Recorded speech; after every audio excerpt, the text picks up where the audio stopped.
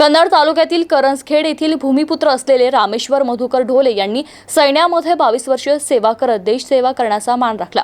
त्यांचा सेवानिवृत्तीचा कार्यक्रम करंजखेड येथील त्यांचे वर्गमित्र यांनी मोठ्या जल्लोषात त्यांचे मिरवणूक काढून स्वागत केले।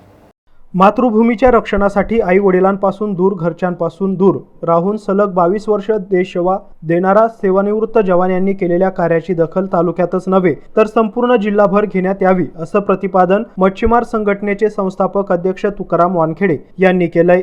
तसेच ॲडव्होकेट वानखेडे यांनी भोई समाजाच्या वतीने त्यांचा सत्कार करत त्यांना पुढील वाटचालीस शुभेच्छा दिल्या आहे। यावेळी करंजखेड येथील वर्गमित्र यांनी त्यांचे स्वागत केले। देविदास थोरात, एमसेन न्यूज, नाचनवेल, कन्नड। नमस्कार, मी ॲडव्होकेट शंकरराव वानखेडे। आज करंजखेडा तालुका कन्नड जिल्हा छत्रपती संभाजीनगर या ग्रामपंचायतच्या माध्यमातून आमचे जवळचे मित्र मान्य श्री रामेश्वर मधुकरराव ढोले यांनी सैन्यामध्ये 22 वर्ष सर्व्हिस केली आणि या 22 वर्षामध्ये त्यांनी देशाच्या विविध राज्यात, विविध शहरात, विविध भागामध्ये आणि देशाच्या बॉर्डरवर सर्व्हिस केली।